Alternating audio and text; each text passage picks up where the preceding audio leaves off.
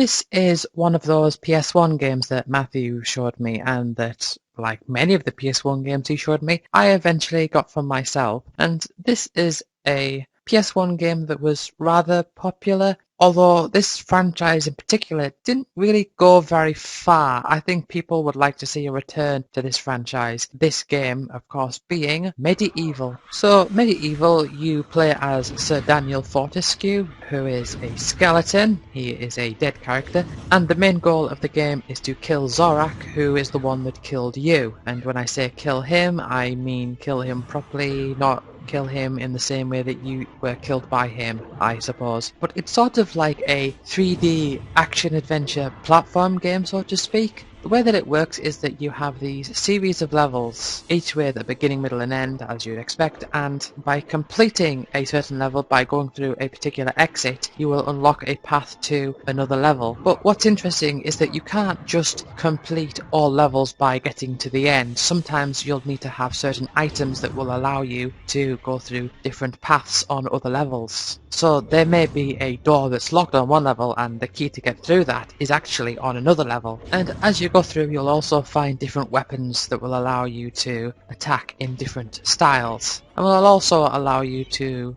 break through certain obstacles. So for example, relatively early on, you'll get the club, and the club can be used to smash through rocks. So that is kind of like a key door scenario where you need this weapon in order to get through to certain places. But the weapons in this game have health, so for example, the club itself, is the more you use it, the more damage it will become, and if it runs out of health, then you basically don't have the club anymore. It's broken and you have to pick up a new club in order to fully heal it. And the same applies with shields as well. So for example, you can get the bronze shield, the silver shield, and then the gold shield, each with a different amount of health. And picking up a new shield of the same type that you already have will basically replace the one you already have. So say if you have a silver shield and it gets damaged so much, and then you pick up another silver shield, you will just have a fully recovered silver shield. And there are also different types of upgrades too. So for example, you can get the hammer, which is basically the club, apart from the hammer has infinite health. It doesn't get damaged as you use it, so to speak. It's kind of like a strict upgrade of the club. But then again, the club also has the ability to catch fire so that you can then transport fire around different areas. So there's quite a bit of depth, and I really like how it works with the different items that you can collect. Each level also has a chalice. And the way that you collect the chalice is that you have to defeat so many enemies, and that will transfer their souls over into the chalice. And then if you find the chalice and you collect the chalice, once it's fully charged up with all these souls from enemies that you've killed, then at the end of that level you can go to the Hall of Heroes. And the Hall of Heroes is basically this giant room with all these statues of different heroes. And you can go and talk to them one at a time each time you visit, and they will give you something. Sometimes it's something stupid like recovering your health, sometimes it's giving you an extra weapon, which is nice. And also there are times where they will give you a life bottle, and a life bottle is basically another set of health. So you can be maxed out on health, but if you've got no life bottles and you run out of health, then you just die. But you can collect life bottles, which will allow you to come back once you've died. So it's kind of like extra lives in a way, and you can increase the max amount of lives that you can have. But it also is just health, because you don't go back anywhere, you just appear back where you are, you sort of resurrect. And when I say resurrect, I mean as in continue playing. I don't mean you become a human again. You're still a skeleton, that doesn't change. And I really had a lot of fun with this game.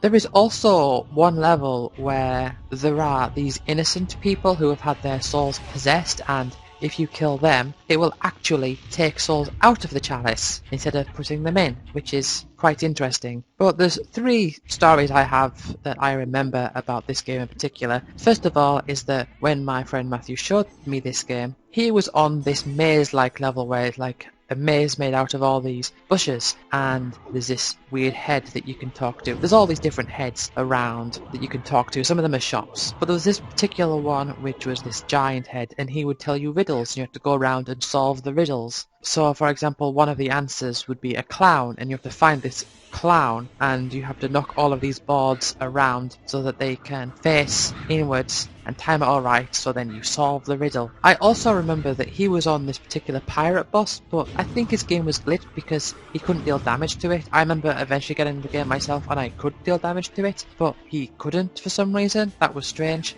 And I also remember the different keys that are on the levels are these different coloured runes. So you have the Chaos rune, which is red, and you'd have the Earth rune, which is green. But I remember the Chaos rune, the pattern on the rune itself was different between different versions of the game. So I remember on his copy it was like this spiral, and on my copy it was a yin-yang. And I think there was another variation, but I can't remember, and I don't know why that is. And also one more thing to say is that there is a PSP version of this game called Medieval Resurrection, and it's fine, it's okay, I don't have any issues with it apart from the fact that I think it tries too hard to be funny, which kind of defeats the purpose.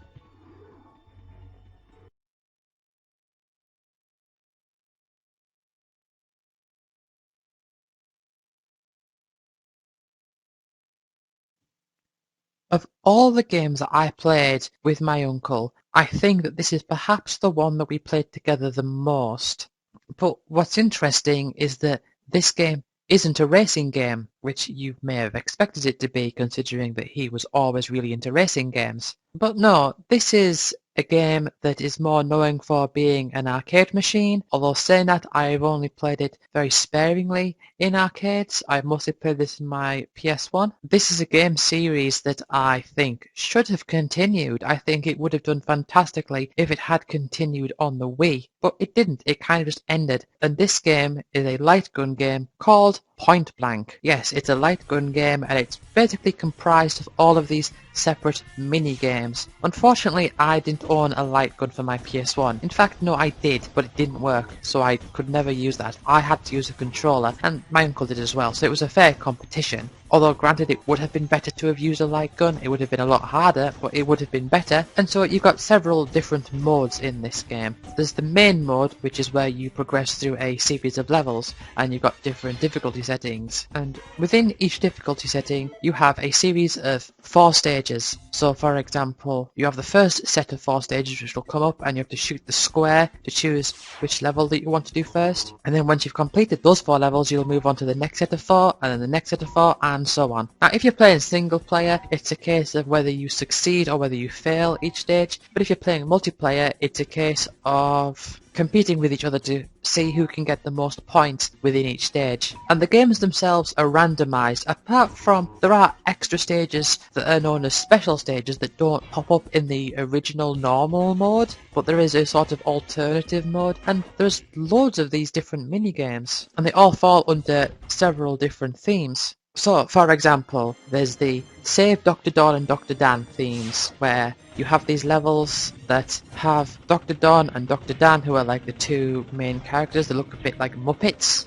I suppose. Dr. Dawn being the character assigned to play 1, and Dr. Dan being the one assigned to play 2. And you have to shoot the thing that's going to kill them, whether that be meteorites or tanks or boulders or piranhas or whatever. You've got the rapid fire stages where there's loads of things all over the place and you have to shoot like crazy. Like you might have ones where there's loads of bottles all over the wall and you got to shoot them all. Or there's all these piranhas floating in from the side. You've got ones with coloured targets where different targets will pop up and you have to shoot the targets of your colour. So for example, player 1 is red and player 2 is blue, and you lose a life if you hit the wrong one. There's these logic-based ones where you'll have a series of numbers, you've got to shoot them all in the right order, or you'll have ones where there's these bouncing balls and you have to like shoot them as they're all lined up with one bullet. You've got these 1 bullet stages where you'll have a single bullet to shoot a leaf or a small target that's in a distance. There's this level where there's this cube with targets all around it and you've got to shoot the different targets as the cube is spinning round, and you only have as many bullets as there are sides on the cube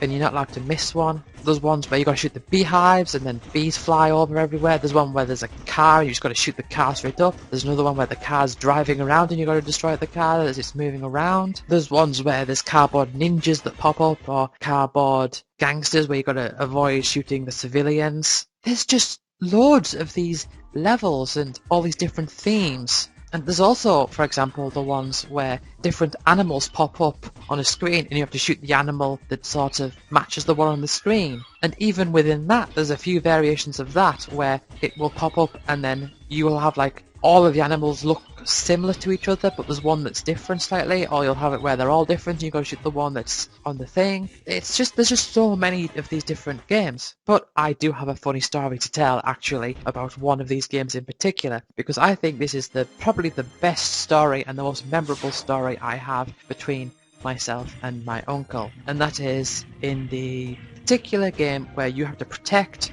Dr. Don or Dr. Dan, depending on whether you're player 1 or player 2, against all these piranhas that jump out of the river and start biting them. And the idea is that you have to shoot the piranhas to protect your guy from dying. But what was hilarious is that one day we started playing, and I didn't tell him anything, we just got to that level and the game started. I just decided that, hey, I'm not going to bother protecting my guy, I'm just going to shoot his guy, and then I win instantly. And he was like, oh, what? No, that's cheating. And I was just bad laughing. I am just going to stop talking about each of the individual mini-games, because if I don't, I could just be here forever, because there's just so many of them. But instead, I will talk about a few other things. For example, I have mentioned many times in the past about how certain things in different games become sort of like an in-joke between me and my brother, such as, hello, my name is Merlin and I am a sorcerer, and forgive me for what I'm about to do. And that music on penny razors, I've mentioned several of these, but this is another one, because one of the bits of music in this game goes do do do do do do do do do do do do do I love you, do do do do do do do do, and we kind of made a joke out of that. But I also want to talk about quest mode, because this is probably my first experience of playing an RPG long before I even knew what RPGs were. At least I suspect it was before I knew what RPGs were. And looking back, I think I probably wasn't very good. I mean, not that it was all that fantastic to begin with, but what I mean is that I don't think I did very good, because you basically walked around these different stages, like different world maps, that you went to different villages and stuff, and they would ask you to get things for them. So you'd have people asking you to get an item for them, so they could let you pass into this new area, and maybe you had to buy things with money. And the way the battles worked is that as you're walking around, you get into random battles, and you would get these different items come up to you. So it may be one of those cardboard gangster characters, or it may be a target and they talk to you saying like, hey you, I want to fight you, and then you could like accept them or try to give them money to go away or try to run away yourself. And if you defeat them, you get experience, which gives you more levels, and I don't exactly remember what the point of that is, but I'm sure there is some point to it. I don't remember exactly how the mechanics worked. And I did complete the quest mode. One of the things about the quest mode is that when you complete each stage, there being 4 stages, you will unlock a new mini-game for you to play. That was kind of like the purpose of it, other than just, you know, to have fun with it. But looking back now, I'm thinking, I must have been so bad at that game, because I'm thinking back to when I played this and I'd always like try to run away from the enemies. I'd never think to, you know, fight them to get experience and stuff. It was kind of like a half-assed additional mode, I suppose, but I kind of feel that, looking back, I should have known better to not run away from all those enemies. But you know, I'm actually kind of surprised that I don't think I've seen another game like that, where you actually have an RPG with random battles, but where the battles that you go into is sort of like a light gun game. That's interesting. I'd like to see more of that.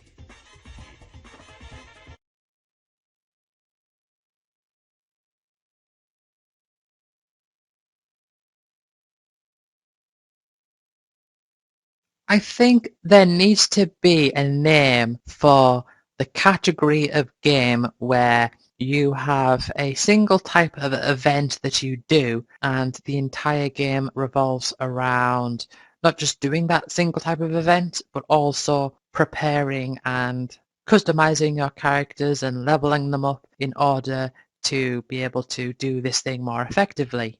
So for example, Dynasty Warriors games would be like this, I suppose. And I kind of feel that this game sort of fits into that particular category. This is a PSP game that came out in the late 2000s, and it is Dissidia Final Fantasy. Basically, this game takes all of the main characters from Final Fantasy 1 up to 12. No, sorry, 1 up to 10. it doesn't have up to 12 yet. So you'll have like the Warrior of Light and Firion. Then you'll have the Onion Knight from 3, even though it should be Luneth, I think. You know, Cecil, Bart, Terra, Cloud, Squall, Zidane, and Tidus. And then you'll also have their corresponding villain characters. So you'll have Garland, Mateus, Cloud of Darkness, Golbez, X-Death, Kefka, Sephiroth, Ultimecia, Kuja, and Jekt. I mean, I think it could have been Seymour instead of Jekt, but then I suppose Seymour isn't as jump around flexible like Jekt would be. And the game entirely is just you facing off against these different opponents in these 1-on-1 battles. Not only do you have your health, you also have this extra layer of health, which is kind of like a shield that you can break in order to deal actual proper damage, I suppose, onto the enemy. And you'll run around and you'll jump in this 3D space and you can unleash different types of attacks. And it depends on what character you're playing as well.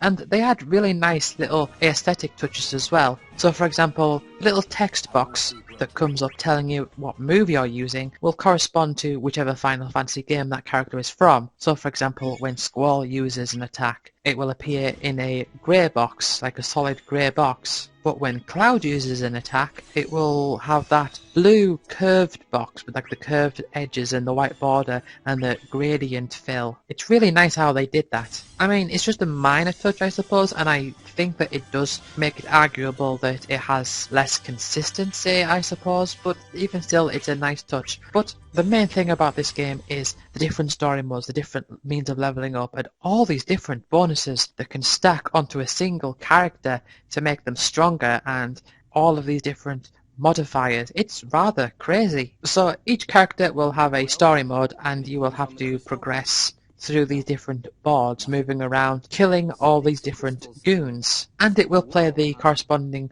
world map music from each individual game as you go around, and it's all very themed, and all the levels are themed on different areas in the different Final Fantasy games. So you'll have Ultimecia's Castle from 8, or Pandemonium from 2, or the North Crater from 7, or Kefka's Tower from 6. And that's really nice, but the thing that I really wanted to get talking about was all these different modifiers and stuff, because, see, there are so many different things that can affect how well you do, and many of them are randomly triggered. So, for example, you might have this chocobo that will say a particular thing or do a particular action in between battles, and it's like, you will have X amount of luck for the next battle, or this much luck for this battle, and you'll have this other thing that will affect your damage output, and you'll have different equipment as well that you can equip in order to modify the characters that way. Each character also has abilities themed on their own game that they are from. So for example, Firion will use level 16 magic, because in Final Fantasy 2, magic can reach level 16, so that's his like ultimate ability. Cloud will use Omnislash. And Bart also has the whole theme of I can copy people's abilities, mostly because mime is considered to be the ultimate job in Final Fantasy V. So it's a game that takes heavy influence from a lot of other games, because it is one of those games where they collect all these different characters from all of these different games together, and therefore that's how they're able to adopt so much from these different games, at least in terms of theme. One thing that I did not like about this game at all was the special day modifier, because what happens is when you start the game, you choose a special day of the week. So you pick a day of the week, it could be Tuesday or Friday or whatever, and then whenever it is that day, you will get a special bonus. Now, the issue I have with this is that what that effectively means is that if you're playing on any day other than the day that you selected, you are playing inefficiently, because you could be playing another game to its full efficiency right now, but you have to wait until this particular day in order to play this game at its full efficiency. So for example, I chose Saturday because at the time that was the day where I was more likely to have the free time to be able to play it. And so if it was a Monday or whatever, I would just think to myself, well, I could play it now, or I could just wait till Saturday and get more stuff. I mean, there's probably some tricks where you can change the PSP's internal clock or whatever, but I didn't think about that at the time. I just thought I may as well just wait till Saturday. So yeah, that's one thing that I really didn't like about that game.